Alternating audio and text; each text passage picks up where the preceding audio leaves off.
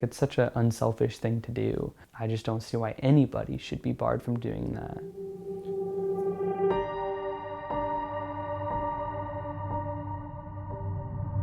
Service is in every generation of my family. From my grandfather to his dad and his dad and his dad.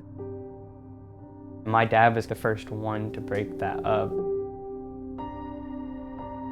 I wanted to join ROTC because I was searching for a team or a group of guys that I could be really close with. Everybody that was in the ROTC group, it's like a family. I thought maybe it could be a way that me and my grandfather could finally reconnect again. I didn't talk to him for like the first 2 years after I came out. He lives in Southeast Arkansas, which is just very, very traditional, conservative area. And so I was really afraid to talk to him. He called me and was like, "What you're doing is wrong. You know, it's going against the Bible. I wasn't welcome."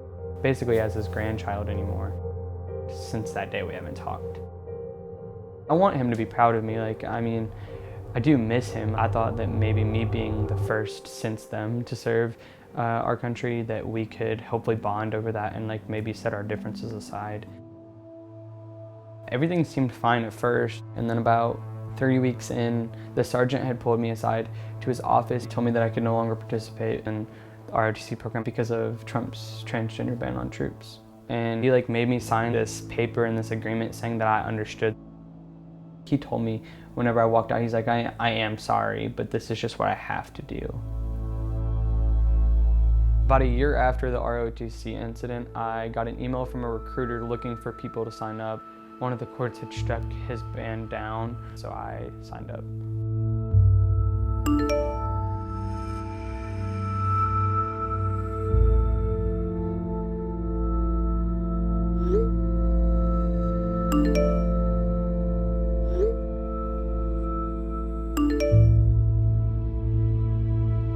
He scheduled me to go to the medical entrance processing station.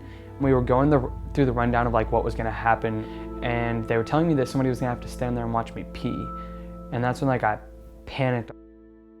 I picked up the phone and I called the recruiter and I was like, "I should have told you this sooner, but I'm transgender." He's like, "Okay, so you can still join, but I'm gonna need you to gather a series of paperwork." So I gathered it all within a day.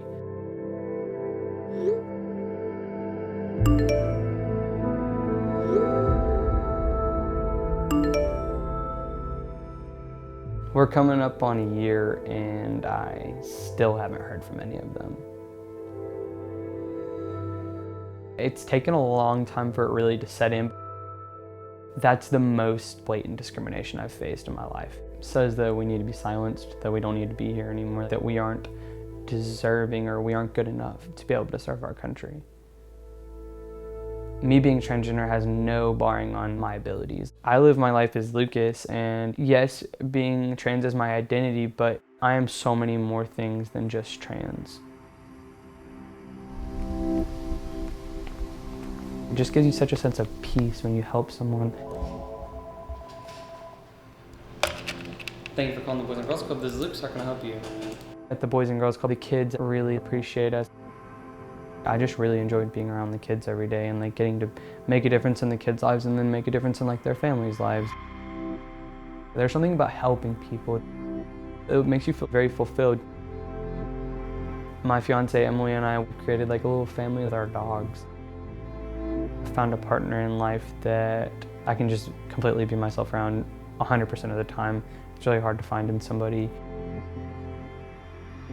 I would sacrifice anything for everybody to be free. It's upsetting mostly just because it's been taken out of my hands. I don't have that choice anymore. If it was my choice not to serve, that's one thing, but that choice has been taken out of my hands. I don't even have the choice to serve.